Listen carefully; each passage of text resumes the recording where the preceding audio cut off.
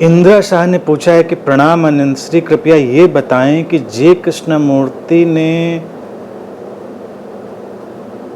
जो डिसीजन लिया अंतिम क्षण में, उसमें इतनी देर क्यों लगाई। ये उन्होंने पहले भी पूछा था कि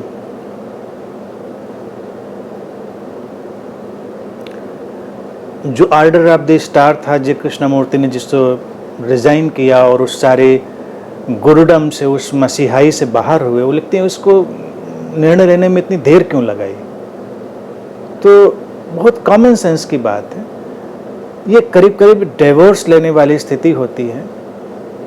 तमाम घरों में जाकर देखो तुम, तो ये प्रश्न उठता है जब लोग अपने किस्से सुनाएंगे कि ऐसा था, इस तरह का वातावरण चलता था, तो प्रश्न उठता है कि अरे तो तुमने इतने दिन लगाए डाइवोर्स लेने में, पहले काहे कि नहीं ले लिया। वक्त लगता है। जब एक रिश्ता जैसा बन गया होता है, एक संबंध का पूरा ताना बाना बुन गया होता है, तो बड़े उलझाव होते हैं।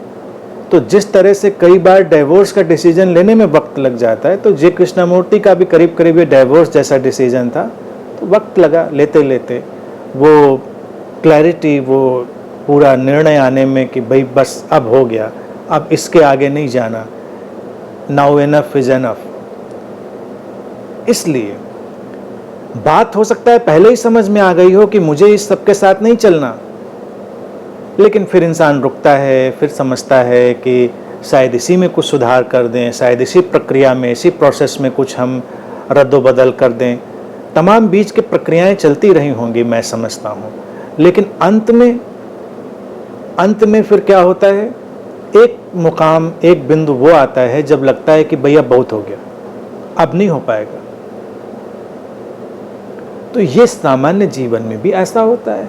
तो जे कृष्णमूर्ति भी इंसान थे, और फिर देखा जाए उनकी जो व्यक्तित्व की रूपरेखा थी वो भी थोड़ी शर्मीली थी,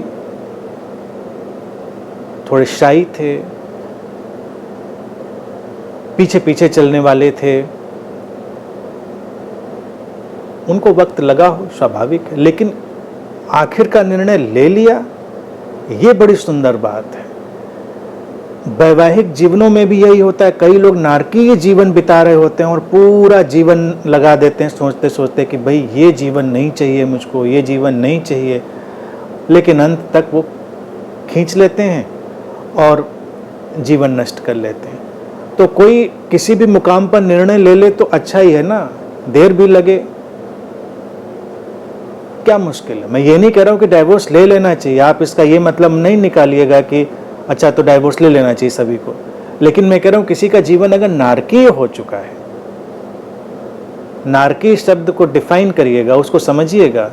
बात बात पर नहीं कि अरे हम घर पे आए केले उल्टे रखे थे तो डाइवोर्स चाहिए। कई डाइवोर्स ऐसे भी हैं, मैंने सुना है। अभी इंडिया में ही कुछ यंग कपल 1-2 साल पहले पेपर में निकला। पेपर में इसलिए निकला था क्योंकि ये फनी सा इंस्टेंस था।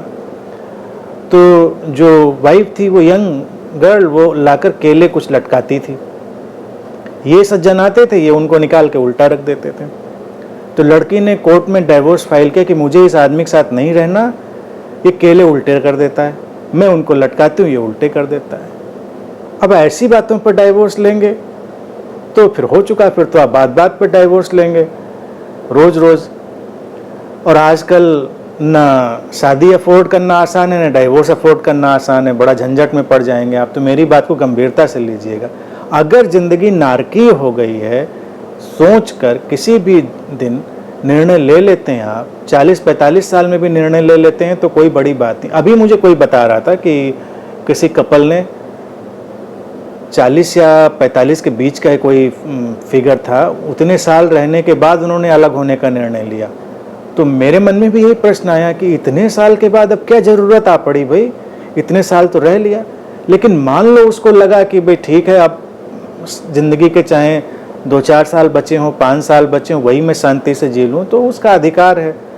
तो जे कृष्णमूर्ति तो फिर भी 39 साल में निर्णय ले पाए, आगे तो 91 साल तक रहे। तो उनका जो डाइवोर्स था उस ऑफिस से काफ़ी लंबा उन्होंने शांतिपूर्ण जीवन बिताया।